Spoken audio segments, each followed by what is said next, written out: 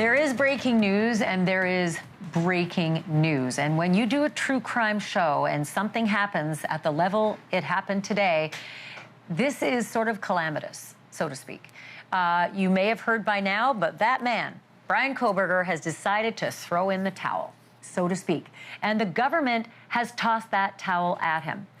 Bryan Kohberger has agreed to take a plea deal from the state of Idaho in the murders of 4 University of Idaho students 2.5 years ago. I didn't expect this, y'all. I did not expect to come on the air with you. I'm on vacation right now, just so you know.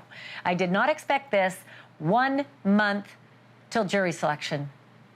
I already had my plane ticket booked. I was ready to go. And I expected to be in Idaho pretty much until November, when a jury would decide if he was guilty or not guilty, or would be going to the death penalty, right? I did not expect a plea agreement this close to trial. But there are all sorts of reasons why this may have happened, and I am going to go over all of them with a lot of very special guests, and one of those very special guests is Steve Goncalves and his attorney. They are going to join me in a few minutes for their first national interview, and my heart is absolutely breaking for them. This was not what they wanted. This was not what the Goncalves family wanted. They were vehemently opposed. I think it's more important to say they were vehemently opposed.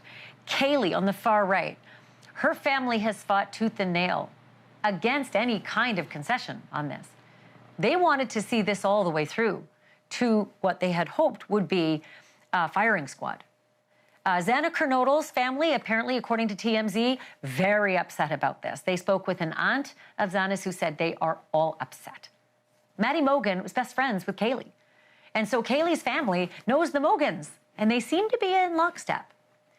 Ethan Chapin's parents, you know, it's been a little different for them. Stacy and Jim have struggled as mightily as anyone else with the pain and suffering they've been through. But as far as death penalty was concerned, it just wasn't the highest priority. It was not going to bring Ethan back. Did they change their minds over the months and months they've been waiting for this justice? I don't know. They're very, very quiet about this. There are 2 people not on that chart, and they are not in this picture either. They're cropped out because they survived. They are the 2 surviving roommates from 1122 King Road.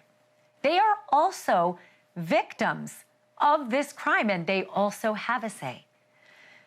I can just guess that Bethany and Dylan did not want to go to trial because they have lived hell as well over the last 2.5 years. And going to trial and getting up on that witness stand and saying what they know while the world watches and then dissects everything about them like they have before, I imagine they did not want that. But I can tell you this is a horrifyingly difficult decision to make. Why the prosecutors offered, only they can tell us that, and I hope one day they will. They may not. Why Bryan Kohberger accepted? Oh, I can definitely weigh in on that. They had him dead to rights. And when I say dead, I mean dead. They had him dead to rights. I said the same thing about OJ, though, and so I know better than to say slam dunk 100%. There's always a little bit of room in reasonable doubt, so there's always that risk. Did they have him 100%? As far as the facts and the evidence, yeah. Was there a chance someone might get on that jury and hang it and cause a retrial? Yeah, sure. Was there a chance that maybe they would convict and not choose death? Is that possible? Would a jury convict maybe and say, but we can't do death penalty? Saw it in Jodi Arias. So yeah, that's a possibility too. So these are all part of the recipe, right? Bryan Kohberger will be standing up and saying that he's guilty of killing all 4 of these kids on Wednesday, 2 days from now. Brian Entin has been on this story since the beginning, and he broke this news today about the plea deal. He joins me live now. You and I have been sort of talking all day, whether it's been on the phone or over the airwaves, that we're both pretty gobsmacked by this. There's an emotional toll that, you know, these families go through, and then you become very invested as a reporter as well. Yeah, I mean, I told you earlier, Ashleigh, I was totally shocked by this in the sense that people have been asking me for the last several months, do you think that there is going to be a plea deal? And I always very strongly said, no, I don't think there is. I have not gotten that inclination at all from the prosecutor. I have not gotten that feeling that that is what most of the family members want, and they have a really solid case. And that is how I always felt and what I told people until Friday, until 3 days ago. And that is when I learned that there was this meeting with victims' families and that this first came up. What would you think of a plea deal? And what happened after that is strange because it happened quickly and it happened over the weekend. It was last night. It was on a Sunday night that the prosecution sent over a proposed deal to the defense last night, saying, look, you'll get the death penalty off the table if you agree to 4 consecutive life sentences back to back, 10 years also on the burglary charge, waive all rights to appeal, which is big. You can't appeal. You'll be in prison for the rest of your life. And then prosecution will also seek restitution to pay for some of the funeral expenses. So that offer went out late last night on the Sunday night, and then it all happened very quickly today. We get the news that he accepted the deal and that the trial will not be happening, and now there will be this plea hearing on Wednesday. You know, this has sort of rattled everybody following the case. It's certainly rattled the family. Steve Goncalves, as I said, is coming up in just a moment to tell us what he's gone through over this last 3-4 days. And then today, he's got a lot to add to some of the public statements he said online. And so that is coming up.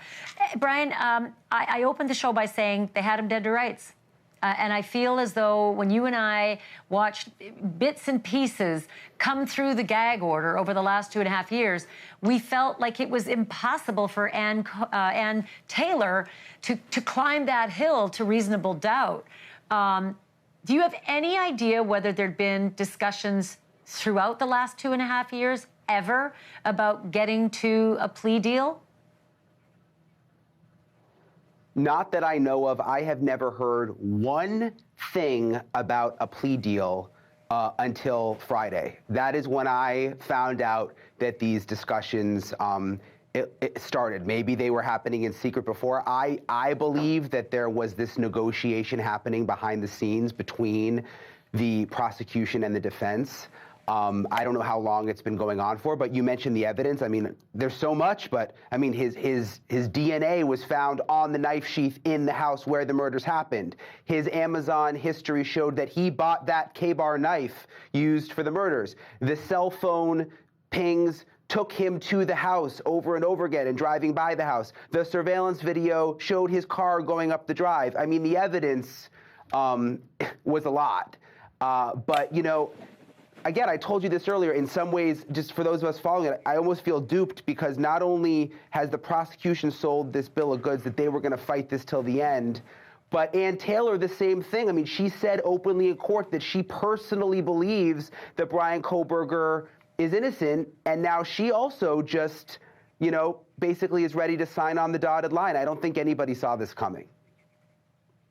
I will always say a defense attorney, you know, has to believe in their client. They have to give them the most fulsome defense. That's America. Everybody gets equal justice. It's what makes us incredible. So I won't fault her for throwing her, you know, full faith and trust into her client. But I will ask you this. Last week, there was a ruling that came down saying that Ann Taylor was no longer able to assert an alternative perpetrator theory in this trial, which would have meant that Bryan Kohberger could say, I think Joe Schmo, Jack Smith, and John Schmay all had evidence that showed they could have been in that house, which could amount to a little bit of reasonable doubt for a juror. They got smacked down. The judge said, you don't have enough evidence to raise those kinds of allegations against real people whose lives could be destroyed. Do you think, Bryan, that might have been the proverbial nail in this life without parole coffin? Meaning Ann looked at her client and said, Bryan, I can't save you now. I can't mount that defense. I can't save you. Make a decision, either yes or no. Take the deal, or you may end up in front of a firing squad. It's possible. I mean, look, the four alternate perpetrators that she wanted to name, and we haven't reported the names. We know some of the names. I mean, these are people who the names came up early on. Even the judge said it's a bunch of BS. They were not the killer. So to think that she actually expected that was going to go her way and she was going to be able to bring those names up during the trial, I would suspect she knew that the judge was going to rule against her, because even early on, he said, you need more evidence here. This doesn't add up. You know, she asked for a delay. That was denied. I wonder if she has been trying to perhaps convince Bryan Kohberger for some time to be open to a deal. Maybe he's the one who wanted to keep pushing forward, and she finally convinced him, like, we need to do this. But again, to my knowledge, there was no offer of a deal officially until Sunday night. So this all happened very, very quickly. Do you have any idea if Bryan Kohberger's family is going to fly out from Pennsylvania either for Wednesday, where he has to stand up and break everybody's hearts, break his family's hearts, break the victims' families' hearts, and say, I did it. I killed each and, you know, he have to say to each and every charge, I killed Kaylee Goncalves. I killed Maddie Mogan. I killed Xana Kernodle, and I killed Entin Chapin using a knife. He's going to have to do that. Do you think that his family is going to come out and stand behind him for this? I don't know. My gut says probably not, considering they have never been to Idaho to visit him in jail, and they have never been to any of the hearings in Idaho. Granted, I did see them in Pennsylvania after he was arrested, and they showed up for that. You know, I've reported on in the past there's financial issues there. This all happened so late. I mean, this hearing is the day after tomorrow, Ashleigh. You know, can they make plans that quickly? Can they afford a last-minute plane ticket? I mean, think about the victims' families. Like, they were getting ready for a 3-month trial starting at the beginning of August, and now they're told on a Sunday night something's happening, and then suddenly on Monday, oh, by the way, yes, it happened, and this is the hearing now going to happen on Wednesday. So, I mean, for both sides, this happened so quickly, I don't know that his family can really figure out the trip that fast. Yeah. All right, Bryan, you've done incredible work, especially breaking this news. This is just so, I don't know, the whole earth just kind of tilted on its axis for those in the true crime community. I really appreciate your hard work on this, and I know it's been a backbreakingly long day for you, so thank you.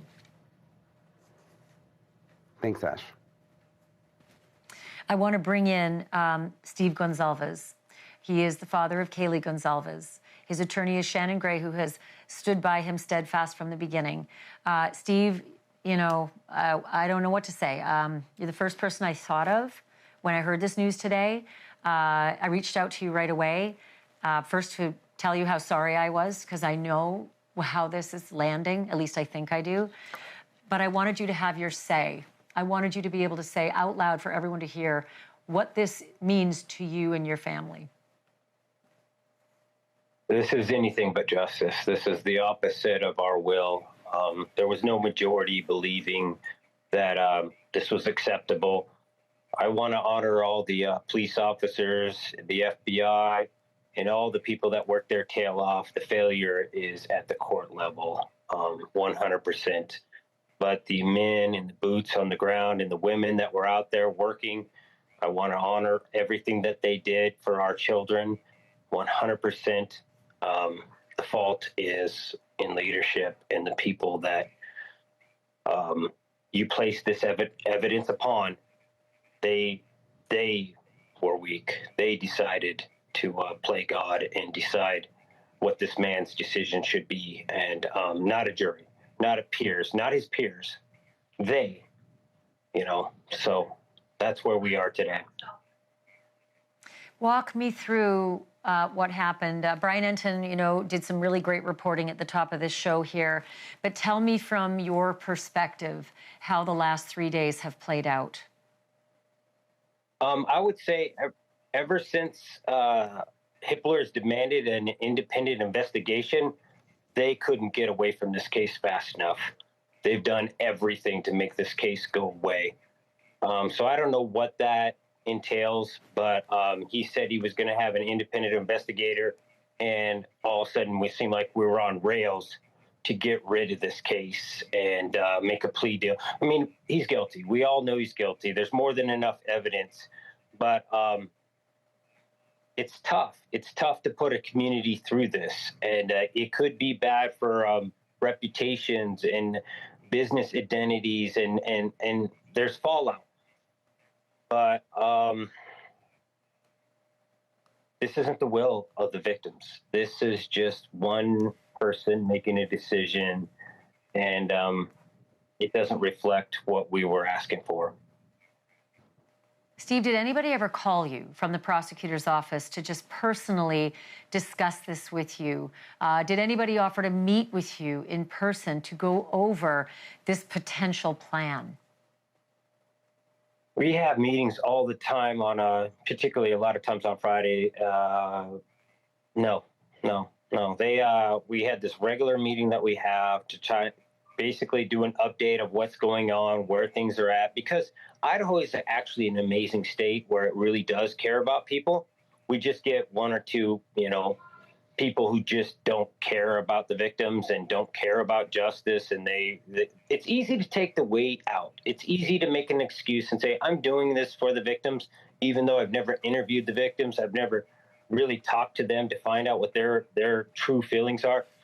So here we are. We're stuck, and we can't get out of it. I asked your audience if anybody knows Judge Hippler, reach out to him and ask him to put his foot down and not accept this offer. It doesn't reflect anything in Idaho. This is not justice. We had an outsider come to our community, kill our kids in their sleep while they're getting a college education, doing everything that they should do, and we don't have the courage to hold him accountable. No plea deal. Let's go for this guy. 100%. Let's do it. And that's how this family stands. Steve, I know that, it's no secret your daughter Kaylee was so close with Maddie Mogen, best of friends. And I know that you got to know the Mogen family as well. Have you spoken with the Mogen family, and do you know what their reaction is to this plea decision? We actually just had a meeting with the prosecution and just tore into it and made it clear that we were not in support of this, but we also invited other families into that, and I'll let them speak on their own that were part of that meeting, but we are in no way alone on this. Multiple families believe the same as we do, but I want to honor their abilities to speak independently and as their child. So I don't want to cross that line, but all I will say is there was no majority for this decision at all.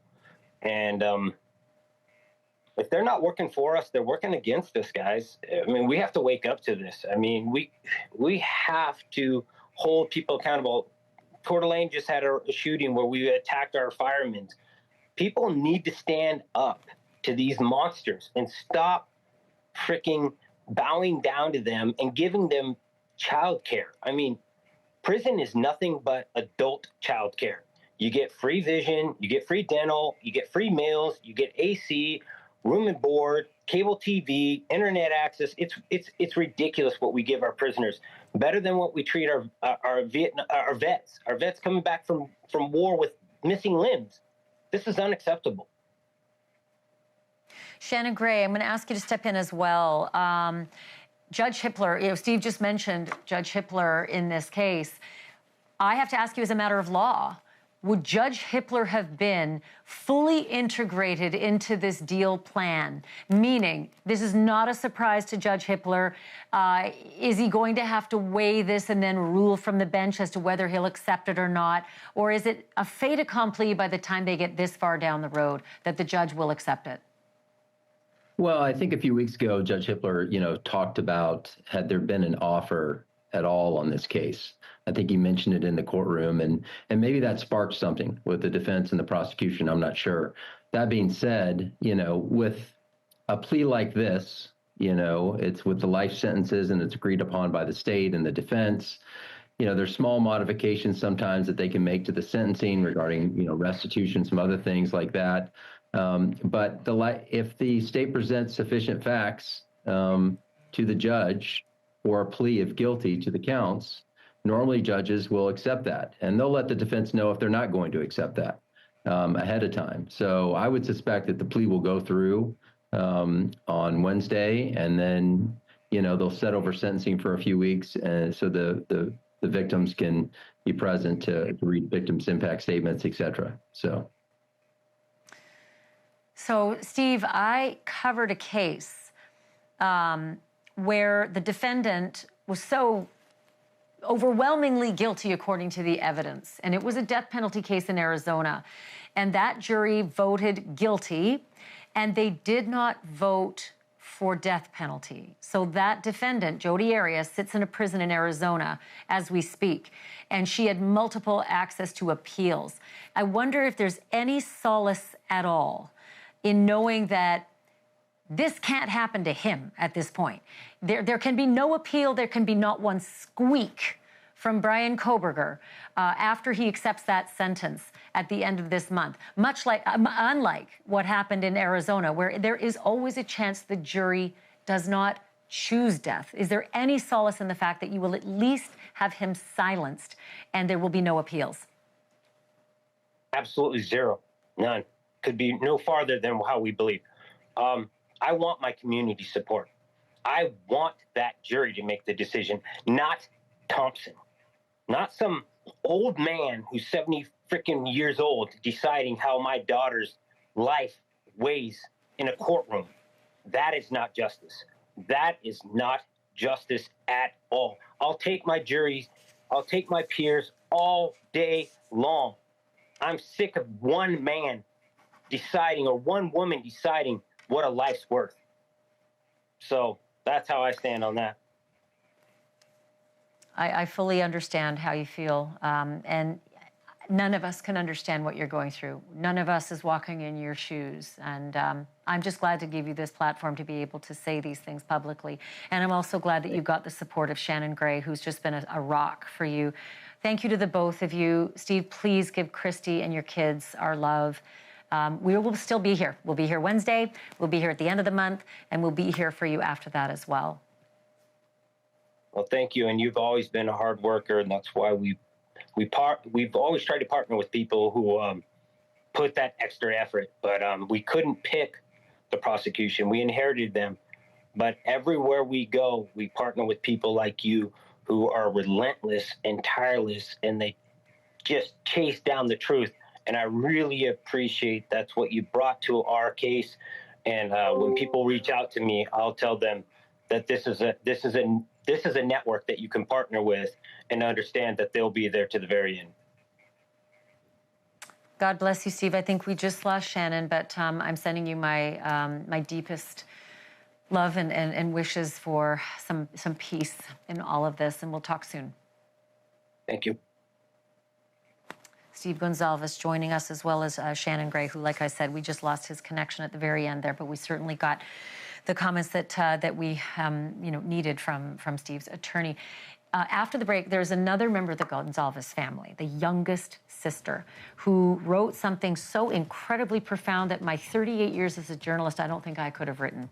I wanted to read a couple of those lines for you from Aubrey Goncalves, Kaylee's little sister, because it is just, I mean, it's just it's earth-shattering that she could come up with these incredible concepts in such a time of despair. And then also I'm going to speak with Mark Garagos, who's been through his fair share of very, very high-profile trials, and he knows the way the inner workings are. Like, do these adversarial parties, prosecutor, defense, are they so adversarial when the doors close to the courtroom? Or do they talk about things like this? What's coming up right after this? A criminal complaint was filed yesterday here in Latah County, charging the defendant, Mr. Kohberger, with 4 counts of first-degree murder, in addition to felony burglary, which involves entering the residence with the intent to commit the crime of murder. As far as Mr. Kohberger, I can share with you that he is a graduate student at Washington State University and has an apartment residence over at Pullman. He has had an initial appearance in front of a judge in Pennsylvania. He is being held without bond, and the warrant from our magistrate judge here also provides for no bond. We understand that he's scheduled to be back in court in Pennsylvania next Tuesday afternoon, and that a public defender has been appointed for him there.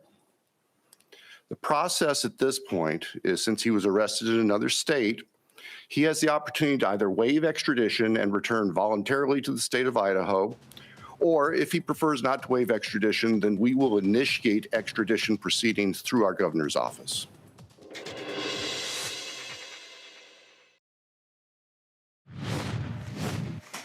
We are back with this breaking news on the plea deal for Bryan Kohberger in the Idaho quadruple murder case, 2.5 years in and just 30 days, basically, till jury selection. My colleague, Brian Entin, who broke this story, is back with me live, as is Mark Garagos, who is one of the best attorneys in the business and has been through his share of high-profile cases. Brian, I want to start with you real quickly because you've got some reporting for me about what the prosecutors outlined to the families as their rationale for why this deal should go forward. Yeah, I want to go through this list with you, Ashleigh, and kind of explain these different bullet points that they gave to the families about why they were supporting this plea deal. So they started with every trial, there's always risks. As we conveyed, we feel very confident about the strength of the state's case. However, this does not eliminate all risks associated with trial. They talked about a mistrial, hung jury, and the fact that this could result in the families having to go through the process again. They also said a month-long jury trial will impose an emotional, mental, financial, and physical toll on the families, friends, roommates of the victims without any certainty of an outcome. There would be some measure of finality if the defendant admits he was guilty of the murders. There is only one realistic way to get this type of closure, and that is through his entry of a guilty plea. So basically they were saying if the trial moved forward and he was pleading not guilty, they would have never gotten the satisfaction of a guilty plea. And this was interesting. They said that, sadly, as many have experienced, there are individuals out there who believe in conspiracy theories about this case, believe the defendant to be innocent or support the defendant in some way. We know the sentiments of support of defendants have been unbearable. We can only hope that at least some of these people will turn their attention to other matters if the defendant takes responsibility and admits to his heinous crimes by pleading guilty. And the last two reasons they gave, or the last reason they gave, the state believes the death penalty is warranted in this case. We've never wavered in that. However, they talked about how people can remain on death row for 30 or 40 years, which has happened in Idaho. There would be appeals, and that this would just drag on and on for the families. Ashleigh? Mark Garagos, Brian Entin just listed out some very strong reasons for why a plea deal is a great idea. If you're Steve Goncalves, the state had this guy. They had him dead to rights. They had overwhelming bad facts that, I mean, I don't know that Ann Taylor could have climbed that Everest with every tool in the toolbox. Why a plea deal for a case that looked this rock solid? You know, it shows you how jaded I suppose I am. I didn't understand why they took the plea deal, the defense. I don't get it. This is somebody, that was my first reaction. I know that may not be a popular reaction, but what's the advantage of him taking a plea deal to life without and no chance of appeal when it's a circumstantial case? Number one. Number two, the reasons the prosecutor gave here are compelling. I don't know. I've never had a trial where both the victims and the accused families hasn't said, how do you do this for a living? How do you go through a trial like this? Trials are not easy. Trials are some of the most stressful, unbelievably nerve-wracking things you could ever go through. And the idea of having a defendant get up, plead guilty, accept responsibility, say I'm not going to appeal, waive my right to appeal, and all he gets is he's not going to sit on death row for 30 years or until such time as the death penalty may be eliminated, as it is in many states. I get the raw emotion. I get that, and I understand nobody. Nobody's going to second guess anybody who's had the unthinkable happen to them. So I understand that. Yeah. At the same time, please, why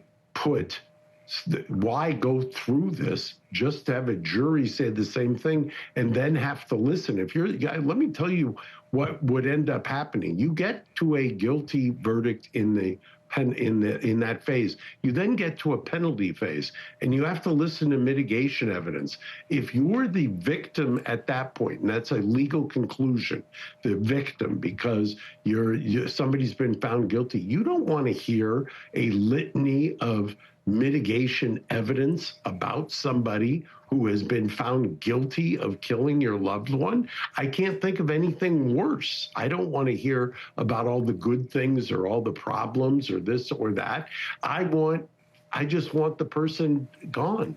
And I think there is some closure with somebody standing up and taking responsibility. And I think that with some hindsight that, and I remember, Ashleigh, you tell me, when we first talked about this, some of the victims' families were on your show saying that they were not supportive of the death penalty. So I'll leave it at that. There are some who said it did not matter to the level it did to others. It seemed with victims' family members that there were more that did. But Mark, I'm so appreciative of you jumping on with me last minute for the breaking news. Thank you. I'm going to call you again on this because this is definitely not over. And Bryan, Entin, I'm going to ask you to stay because there's still lots of work I have ahead, questions I have for you as well. There's this notion after the break that I'm going to dig into the protocols because I want to know if he's got to stand up in court and tell us what happened. What did you do to those kids? Tell us, because we've been under gag order all these years. Is it time for Bryan Kohberger to not just say he's guilty, but what he did and why he did it? I'm going to find out if the law demands that in Idaho. The expert in Idaho protocols is coming up in just a moment. But also, Stacy and Jim Chapin are the parents of Entin Chapin. And Mark Garagos just mentioned they weren't all on board for a death penalty. Here's part of the interview that I did with them many months ago. For us in our family, personally, he was kind of the comedian. He could lighten any family situation. Yeah. He was good. He was funny. He was kind. Yeah. He just kept us all moving forward. Yeah. I don't know, he loved his family, his friends. He just loved to be with everybody and just have a good time. Yeah. I mean, he's pretty easygoing. He just loved life.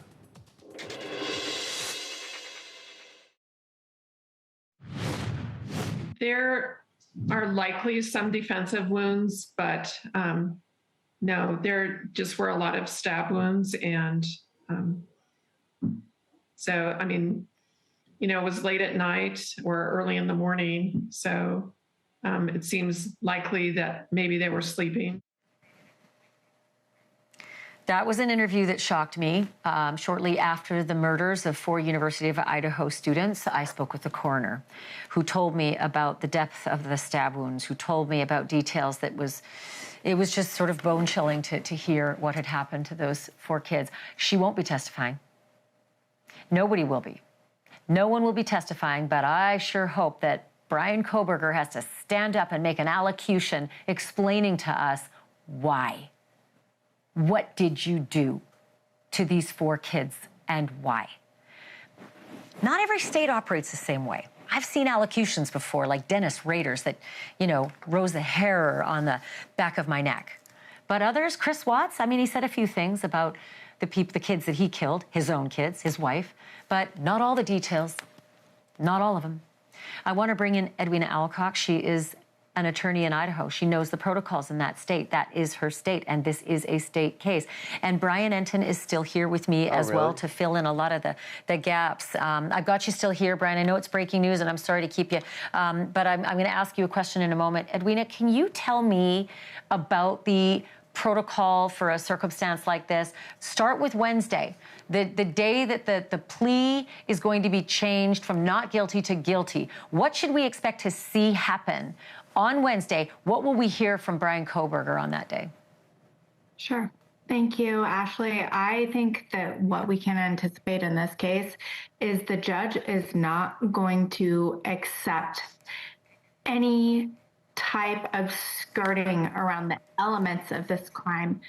Unfortunately, what is going to be required is Mr. Kohberger pleading guilty to the elements of the murders of each of these 4 kids. And I hate to use the words kids because they're obviously adults, but we know that they're just, university students on the cusp of their life.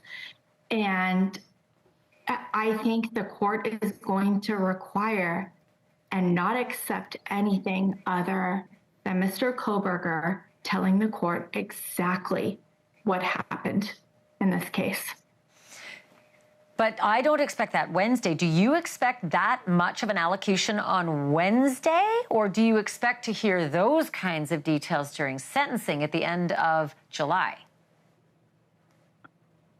If the court is going to accept a guilty plea on Wednesday, Bryan Kohberger is going to have to tell the court exactly what he did to be guilty of this crime. So I do expect that on Wednesday.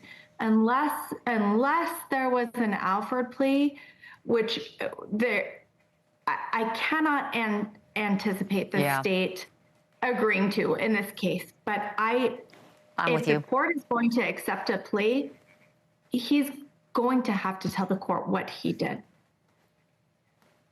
And Bryan Entin, if you could just weigh in very quickly, this has all been very last minute for the families as well. And so they haven't even got 48 hours at this point to put together their statements, their victims' impact statements. I mean, where did they tell you they were at with this process? Even arriving, even going to the hearing on Wednesday.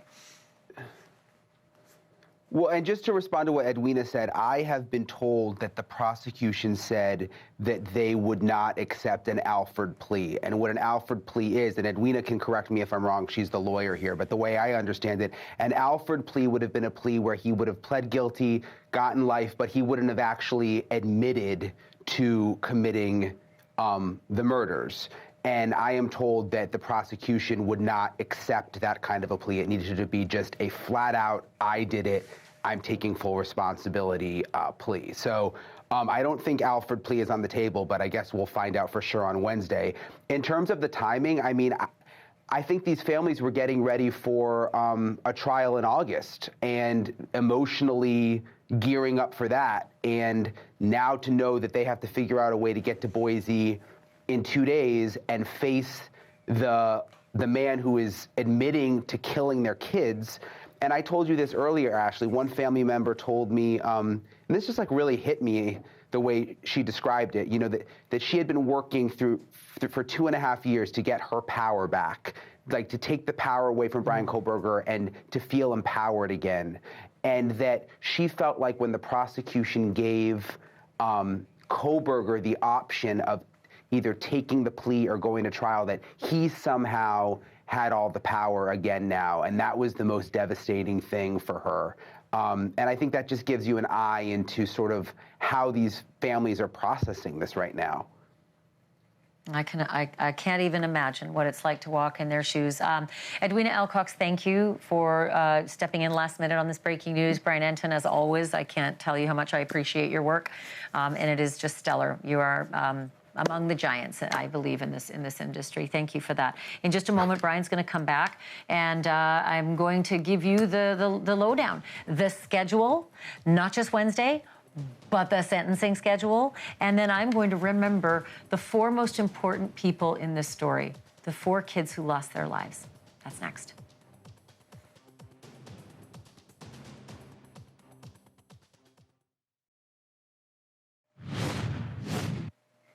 I'm still trying to get my head around it, but in a matter of 2 days, Bryan Kohberger is going to stand up in an Idaho courtroom and tell us all what we all pretty much thought all this time, that he did it, that he's guilty of murdering 4 kids in Idaho. And I call them kids because they were university kids in the prime of their lives.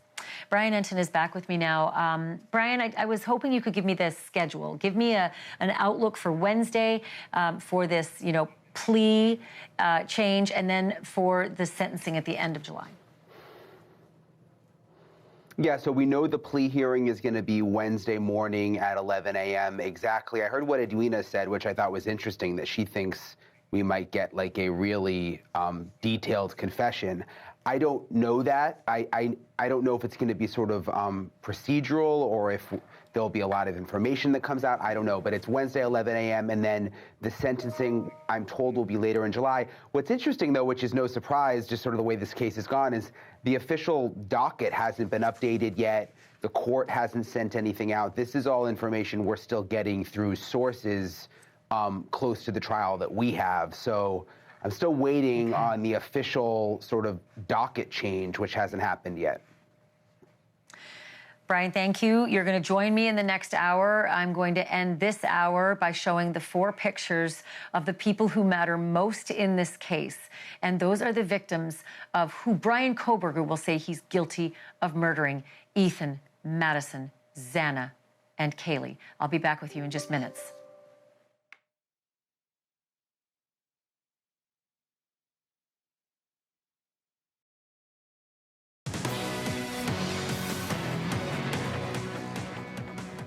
Welcome back, everyone, to our breaking news coverage. I'm Ashleigh Banfield, and yes, it is late. It is not normal for me to be on at this hour, but there is such a seismic shift in the true crime community because Bryan Kohberger has agreed to plead guilty after more than 2.5 years of us waiting and wondering, did he do it? If he did do it, why did he do it?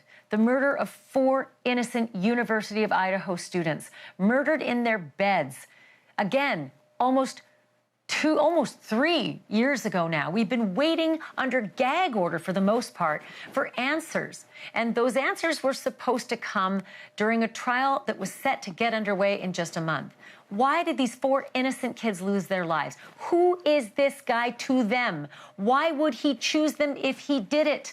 And why on earth would anyone break into a home of sleeping innocent kids and knife them to death in their beds? All of these answers were supposed to be coming to us at the end of this month and beginning of August. Now, I'm not so sure. I wish I could come on the air tonight and tell you exactly what's going to happen.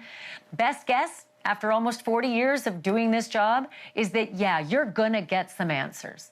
Bryan Kohberger doesn't just get to say, all right, I did it, now leave me alone. It doesn't work that way. He has to do something called an allocution. That's typically what happens when somebody agrees that they're guilty. They have to tell us why.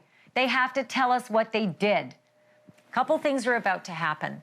On Wednesday of this week, Kohberger is going to be marched into court, more than likely in an orange jumpsuit, because there's no verdict now that's going to be rendered on him from a jury of dispassionate citizens, right? Now it doesn't matter if you see him looking guilty in an orange jumpsuit or in his fancy little suit and tie. That's my guess. My guess is that he will come into court in an orange jumpsuit, and he will be asked to stand in front of Judge Hippler and plead guilty to each and every one of the murders, as well as the burglary. And he will have to answer to what he did to each of these kids and why he's guilty of it. As for the details, the very perplexing details as to why he chose these 4, that I can't promise you will happen on Wednesday. That I'm not sure will happen on Wednesday. At some point, we will hear more details.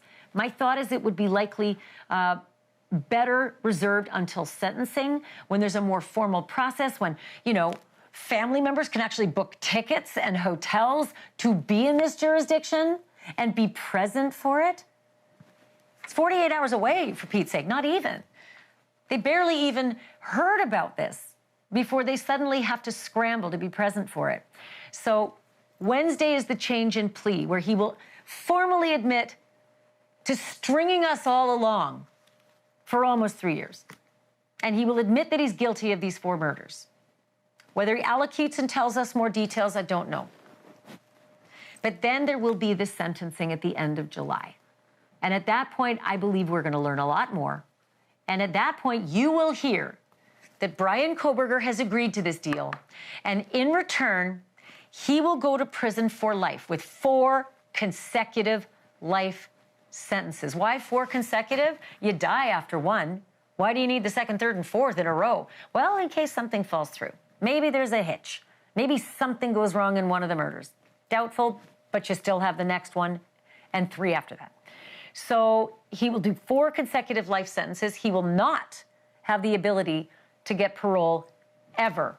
It's called toe tag parole in my line of work. It means you come out of that prison in a pine box with a tag on your toe, and you do not come out of that prison any other way. Toe tag parole for him. He also has to waive the right to an appeal, which means you cannot bother us anymore with your excuses. You cannot make any more excuses for this.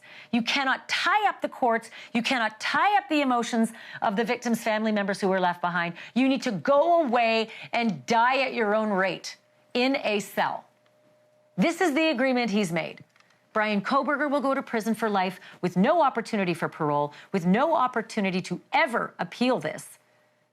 And for that, he doesn't face the firing squad or an electric chair or a needle. More than likely the firing squad, because that's what Idaho has been working towards.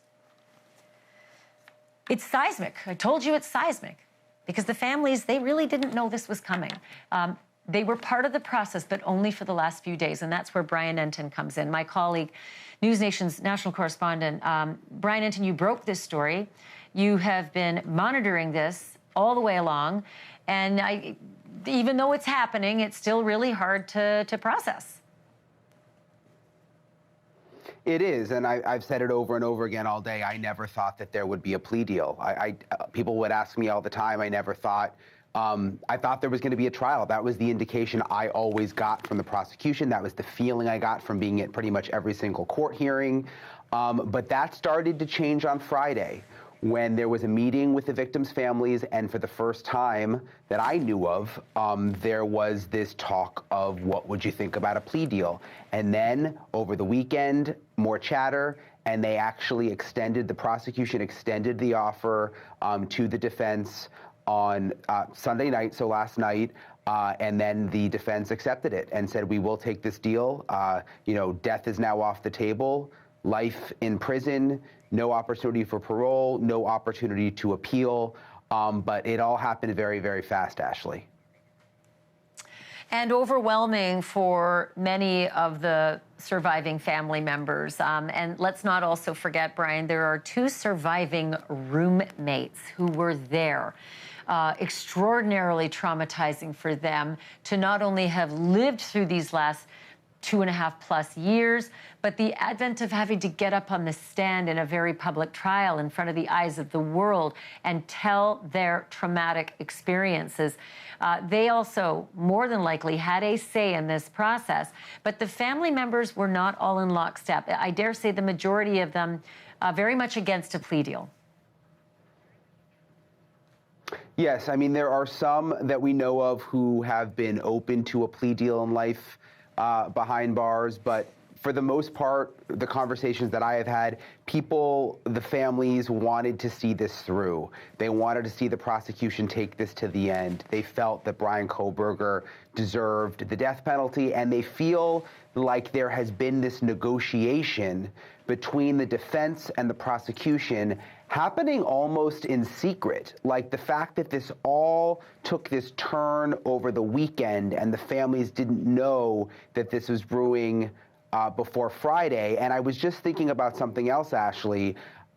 This court date of Wednesday. So now on Wednesday of this week, there is this official court date that the families were told about when the plea will happen in court. To me, that shows that the judge is in on it. I mean, it hasn't officially been it showed up on the court system on the computer.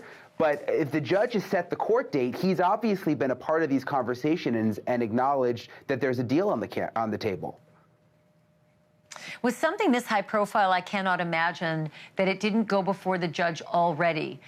They can formally put it on the record on Wednesday, but why set this all up to fail on Wednesday and devastate everybody all over again? And when I say everybody, I mean the victims' family members all over again. So I'm not surprised that the judge wouldn't sort of be involved and say, all right, let's go ahead with this. Let's make it formal. Let's have him confess in court and tell us that he did it to each one of these kids. He's got 4 charges, 1 for each of them, and each of them is just as important as the other. Real quickly, did you tell me that Bryan Kohberger's family has never visited him in prison these 2.5 years that he's been in Idaho? They're all the way over in Pennsylvania. Have they never seen him? Yeah, unless it was a recent visit, my reporting has always been, based on sources that I have, that they have not visited him in person in Idaho, that there have been phone calls and letters, but never an in-person visit. They have never been at any of the, I've been at, I think, every hearing. They've not been to any of the hearings in Idaho. They were there. The one time I've seen Bryan Kohberger's parents were right after his arrest in Pennsylvania. They came to his first hearing there and sort of shuffled in, and then they brought them out the back. But no, they have never been to Idaho. Well, he can get used to not having them visit even more, because he's going to do that time in Idaho. And unless they move across the country, he will not be seeing his family. If they haven't seen him in the last 2.5, I can't imagine in 4 consecutive life sentences that they'll be regular visitors. Bryan, don't go away. I wanted to let our viewers know that in the last hour, if you were watching, I had the opportunity to do the first national interview with Steve Goncalves, who has been a vocal opponent to any kind of plea deal. He and his wife, Christy, and their kids have been steadfast in their desire to see Bryan Kohberger, if found guilty, face a firing squad for the murders of these 4 kids. I had a chance to speak with him and his attorney, Shannon Gray, in the last hour. I want to replay that for you. Steve Goncalves. He is the father of Kaylee Goncalves. His attorney is Shannon Gray, who has stood by him steadfast from the beginning. Steve, you know, I don't know what to say. You're the first person I thought of when I heard this news today. I reached out to you right away, first to tell you how sorry I was, because I know how this is landing, at least I think I do. But I wanted you to have your say. I wanted you to be able to say out loud for everyone to hear what this means to you and your family. This is anything but justice. This is the opposite of our will. There was no majority believing that this was acceptable. I want to honor all the police officers, the FBI, and all the people that work their tail off. The failure is at the court level, 100%.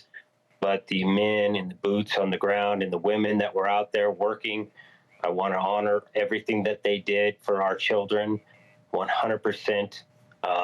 The fault is in leadership and the people that you place this evidence upon. They were weak. They decided to play God and decide what this man's decision should be, and not a jury, not a peers, not his peers. They, you know, so that's where we are today.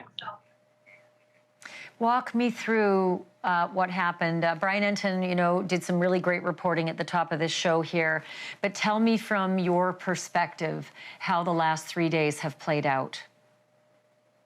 I would say ever since Hippler's demanded an independent investigation, they couldn't get away from this case fast enough. They've done everything to make this case go away. So I don't know what that entails, but he said he was going to have an independent investigator, and all of a sudden we seemed like we were on rails to get rid of this case and make a plea deal. I mean, he's guilty. We all know he's guilty. There's more than enough evidence, but it's tough. It's tough to put a community through this, and it could be bad for reputations and business identities, and there's fallout. But this isn't the will of the victims. This is just one person making a decision and it doesn't reflect what we were asking for. Steve, did anybody ever call you from the prosecutor's office to just personally discuss this with you? Did anybody offer to meet with you in person to go over this potential plan? We have meetings all the time on, particularly a lot of times on Friday. No. We had this regular meeting that we have to try basically do an update of what's going on, where things are at, because Idaho is actually an amazing state where it really does care about people. We just get one or two, people who just don't care about the victims and don't care about justice. And it's easy to take the weight out. It's easy to make an excuse and say, I'm doing this for the victims, even though I've never interviewed the victims. I've never really talked to them to find out what their true feelings are. So, here we are. We're stuck, and we can't get out of it. I ask your audience if anybody knows Judge Hippler, reach out to him and ask him to put his foot down and not accept this offer. It doesn't reflect anything in Idaho. This is not justice. We had an outsider come to our community, kill our kids in their sleep while they're getting a college education, doing everything that they should do, and we don't have the courage to hold him accountable. No plea deal. Let's go for this guy. 100%. Let's do it. And that's how this family stands. Steve, I know that, it's no secret your daughter Kaylee was so close with Maddie Mogen, best of friends. And I know that you got to know the Mogen family as well. Have you spoken with the Mogen family, and do you know what their reaction is to this plea decision?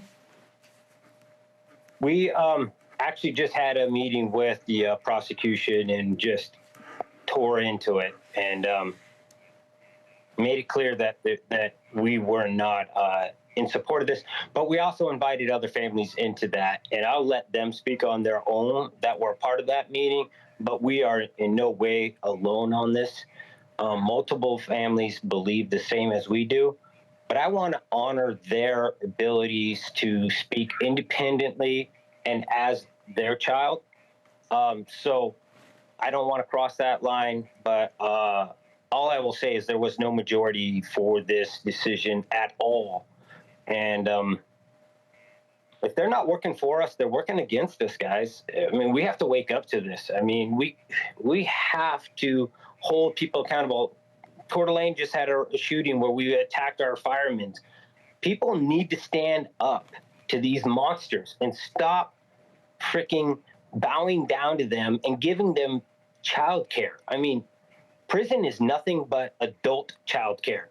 You get free vision, you get free dental, you get free meals, you get AC, room and board, cable TV, internet access. It's ridiculous what we give our prisoners. Better than what we treat our vets. Our vets coming back from war with missing limbs. This is unacceptable. Shannon Gray, I'm going to ask you to step in as well. Judge Hippler, Steve just mentioned Judge Hippler in this case. I have to ask you as a matter of law, would Judge Hippler have been fully integrated into this deal plan? Meaning, this is not a surprise to Judge Hippler. Is he going to have to weigh this and then rule from the bench as to whether he'll accept it or not? Or is it a fait accompli by the time they get this far down the road that the judge will accept it? Well, I think a few weeks ago, Judge Hippler, talked about had there been an offer at all on this case. I think he mentioned it in the courtroom, and maybe that sparked something with the defense and the prosecution. I'm not sure. That being said, with a plea like this, it's with the life sentences and it's agreed upon by the state and the defense. There's small modifications sometimes that they can make to the sentencing regarding, restitution, some other things like that. But if the state presents sufficient facts to the judge or a plea of guilty to the counts, normally judges will accept that. And they'll let the defense know if they're not going to accept that ahead of time. So I would suspect that the plea will go through on Wednesday, and then, they'll set over sentencing for a few weeks. And so the victims can be present to read victims' impact statements, et cetera. So. So, Steve, I covered a case where the defendant was so overwhelmingly guilty according to the evidence. And it was a death penalty case in Arizona. And that jury voted guilty, and they did not vote for death penalty. So that defendant, Jodi Arias, sits in a prison in Arizona as we speak, and she had multiple access to appeals. I wonder if there's any solace at all in knowing that this can't happen to him at this point. There can be no appeal. There can be not one squeak from Bryan Kohberger after he accepts that sentence at the end of this month, much like, unlike what happened in Arizona, where there is always a chance the jury does not choose death. Is there any solace in the fact that you will at least have him silenced and there will be no appeals? Absolutely zero. None. Could be no farther than how we believe. I want my community support. I want that jury to make the decision, not Thompson, not some old man who's 70 freaking years old deciding how my daughter's life weighs in a courtroom. That is not justice. That is not justice at all. I'll take my juries, I'll take my peers all day long. I'm sick of one man deciding or one woman deciding what a life's worth. So that's how I stand on that. I fully understand how you feel, and none of us can understand what you're going through. None of us is walking in your shoes, and I'm just glad to give you this platform to be able to say these things publicly. And I'm also glad that you got the support of Shannon Gray, who's just been a rock for you. Thank you to the both of you. Steve, please give Christy and your kids our love. We will still be here. We'll be here Wednesday, we'll be here at the end of the month, and we'll be here for you after that as well. Well, thank you. And you've always been a hard worker, and that's why we've always tried to partner with people who put that extra effort. But we couldn't pick the prosecution. We inherited them. But everywhere we go, we partner with people like you who are relentless and tireless, and they just chase down the truth. And I really appreciate that's what you brought to our case. And when people reach out to me, I'll tell them that this is a network that you can partner with and understand that they'll be there to the very end. God bless you, Steve. I think we just lost Shannon, but I'm sending you my my deepest love and wishes for some peace in all of this, and we'll talk soon. Thank you. There are people who are as angry as Steve Goncalves. It was said today the internet is on fire with people who are angry that there's a plea deal, that there won't be a trial. Coming up after the break, I will tap into that with two podcasters who know more about the zeitgeist right now when it comes to the Idaho verdict, Annie Elise and Justin Shepard, right after the break.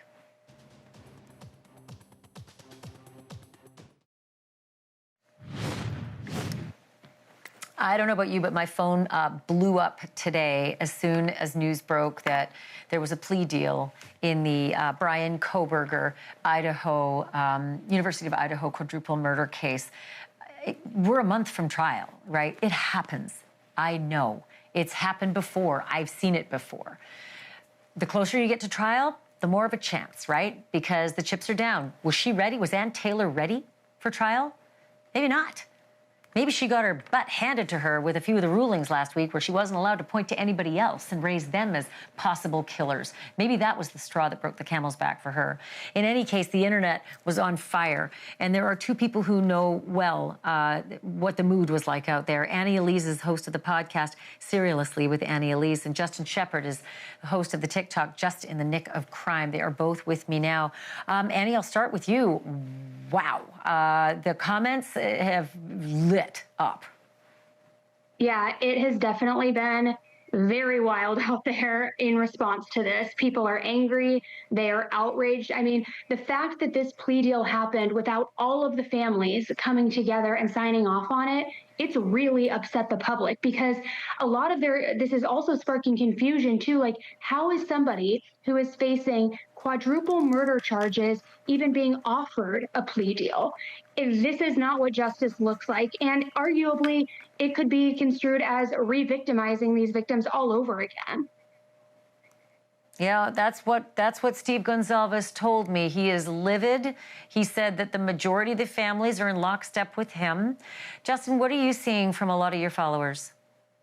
So I can echo those same sentiments. People are unhappy about it. You know, there's a lot of people who have been following this case we're now getting on 3 years, and they've wanted to see justice. They've wanted to see the evidence. Not that is necessarily any of their business, but at the same time, the families are the biggest issue here. The fact that they weren't consulted, that they weren't brought in on this, that they found out via letter, you know, that's just not the way these things should go.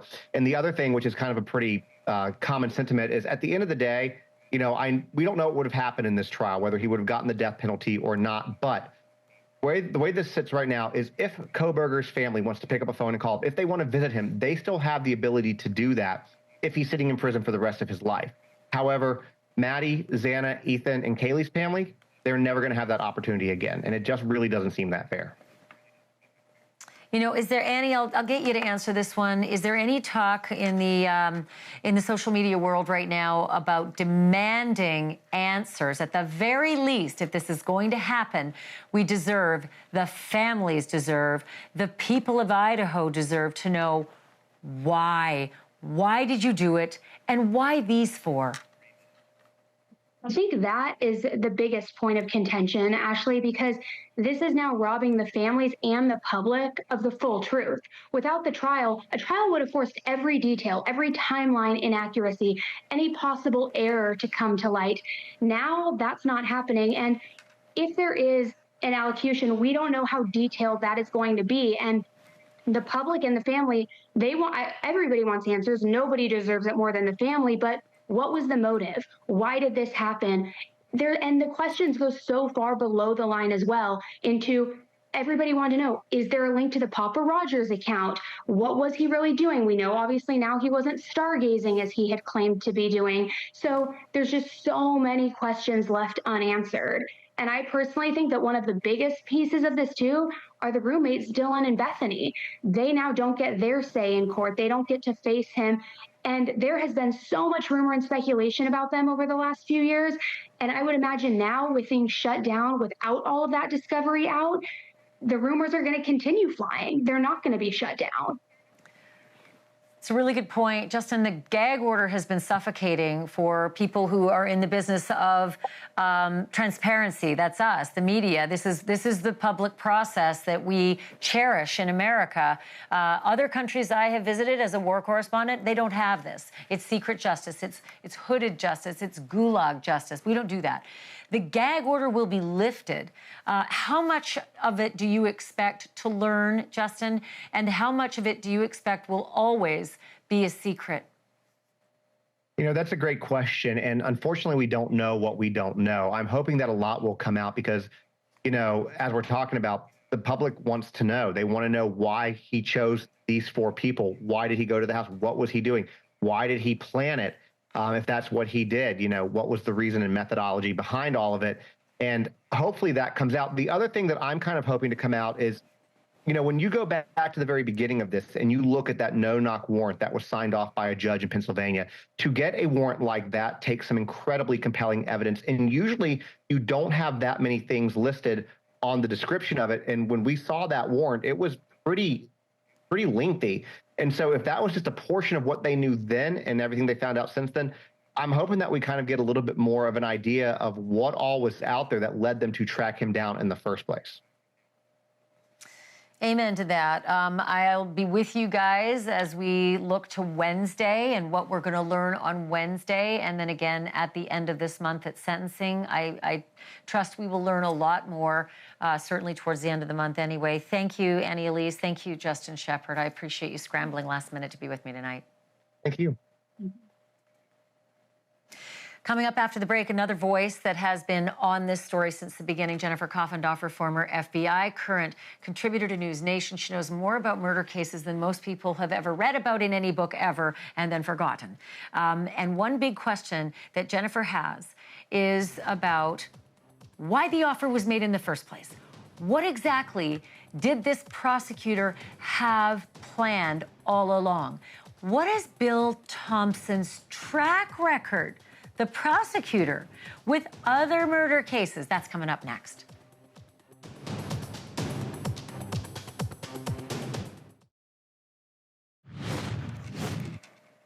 You know, I'm of the conviction there is not one person on the face of this earth that would say, yes, I confess. I murdered 4 kids, and I will be fine with going to prison for the rest of my life with no opportunity for parole and no chance to ever argue this again, as long as you take death off the table. I am of the conviction that there is not a person on earth who would do that if they didn't do the crime.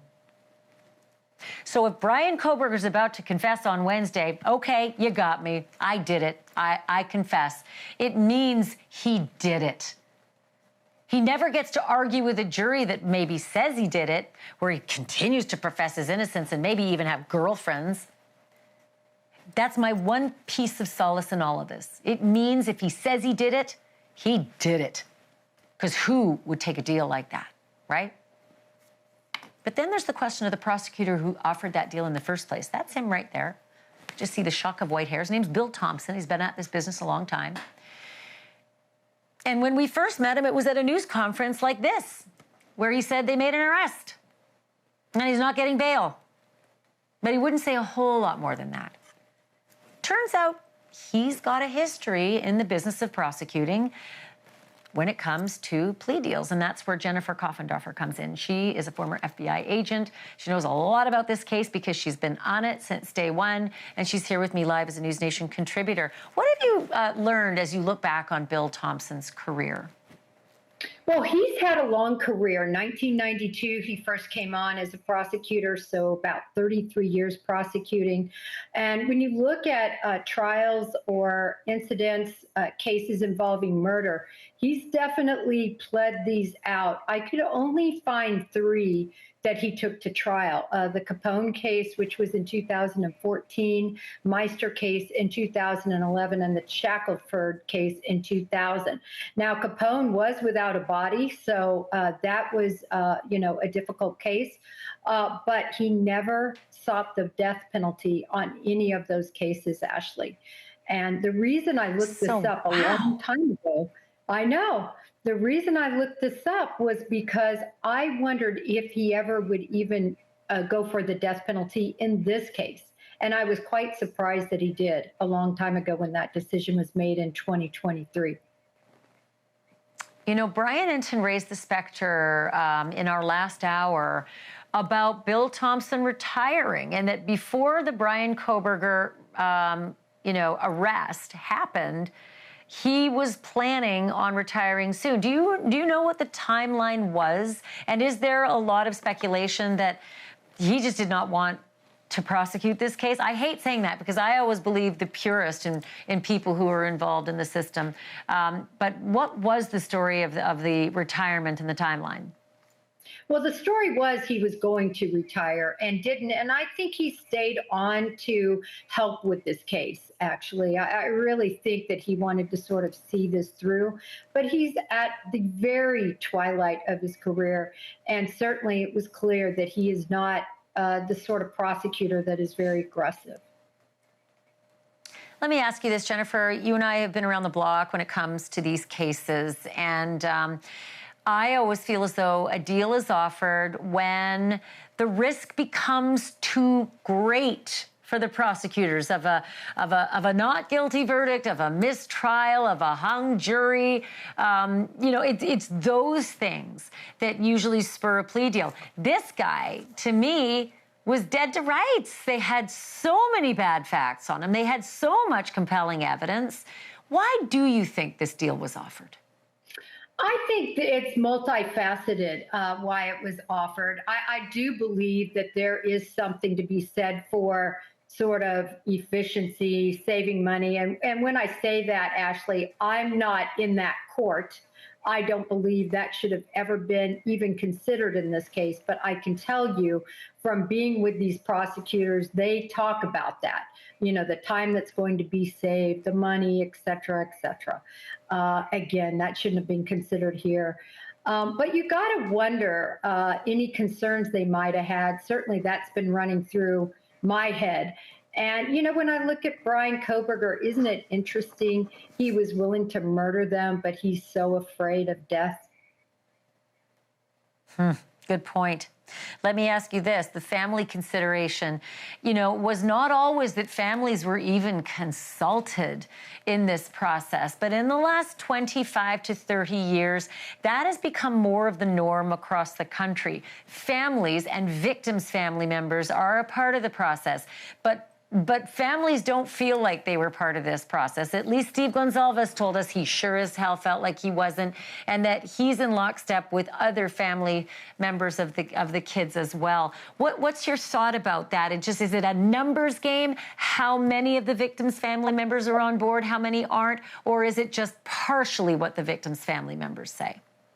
Well, Xana Kernodle's aunt has also come out very, very adamantly that she was not for this deal. And you can imagine, Ashleigh, it would be different if the evidence weren't so overwhelming. But what is really the reason? What is a good reason? There is no good reason not to continue with trial. There really isn't. And like you said, I think the solace is that this can't be overturned. The solace is that there can't be something that goes awry during trial. But I tell you, Ashleigh, I can't believe it in a case like this that's so solid.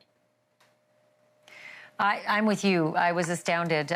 Look, I'm not in that courtroom either. Like you said, there are a lot of things that we don't know, especially with a gag, but this one looked pretty much like a lock. I said that about OJ too, but I did certainly feel that they had a pretty strong case.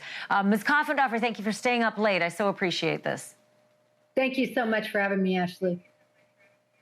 Always good to have Jennifer Koffendorfer on. She knows her stuff. Coming up in a moment, I want to know what Bryan Kohberger's going to say. I want to know what Bryan Kohberger has to say. I want to know what the state of Idaho demands of Bryan Kohberger in order to get the benefit of this plea deal.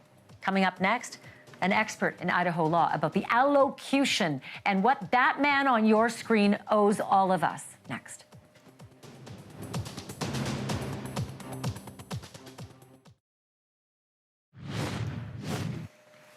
For a lot of people, it's why. It's the question, why? Why did you kill those 4 university kids? If you're going to confess to it on Wednesday, Bryan Kohberger, just tell us why. And while you're at it, maybe you can say what you did, how you picked these 4, how long did you plan this, and what did you do inside that house? These are all the things, at least I as a journalist want answered, and I am certain that a lot of the victims' family members, they want those details too. Are we going to get them? Will they come in the form of an allocution? Will Bryan Kohberger stand in court and not only say guilty, but answer the hows and the whys? Expert in Idaho law is Richard Block. He's an attorney in that state. He joins me now live. Can you answer that for me, Richard? Will we hear some sort of an allocution on Wednesday when he confesses and puts it on the record that he changed his plea?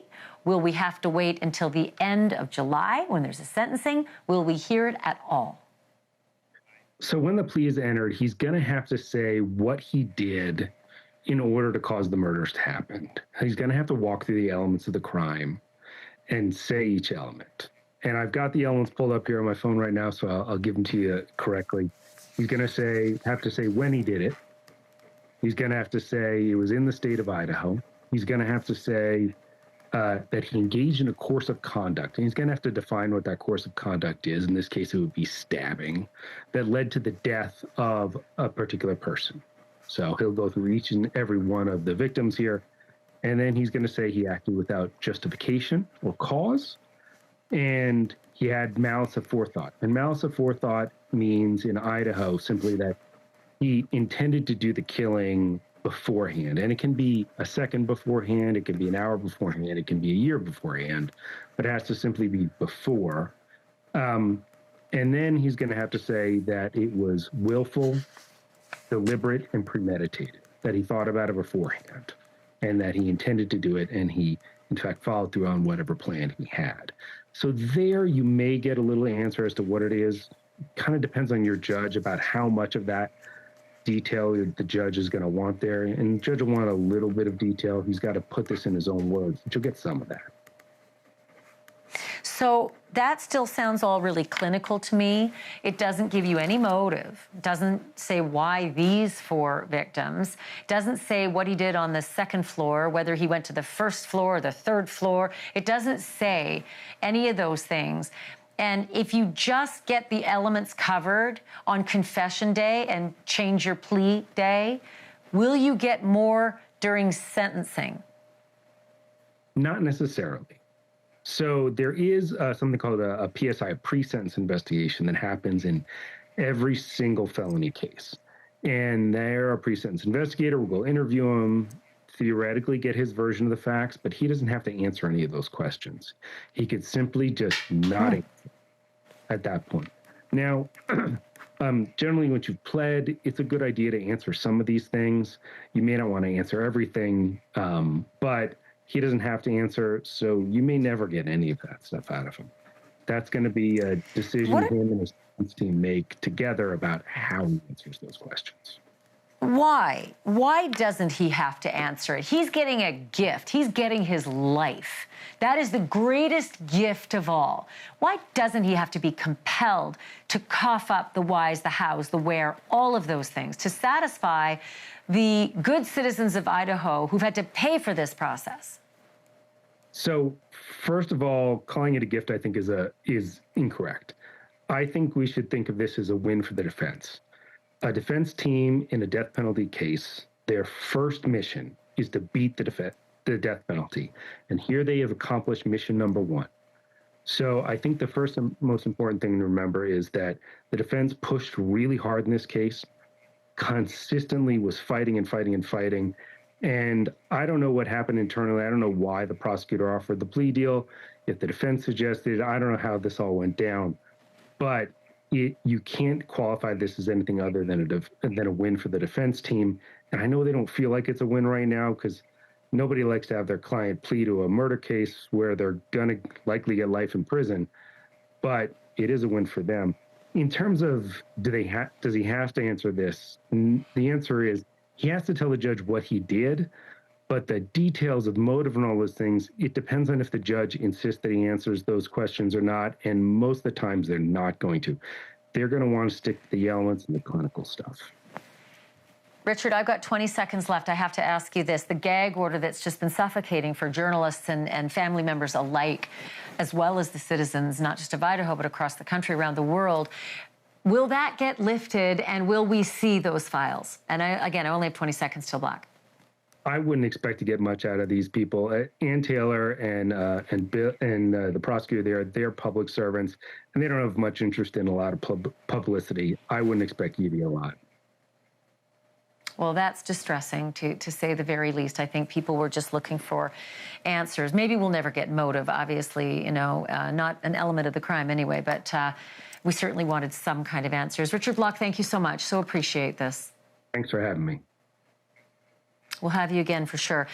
Folks, thanks for sticking with me through these 2 hours. I've really appreciated it. I'm going to sign off and hand things over to my colleague.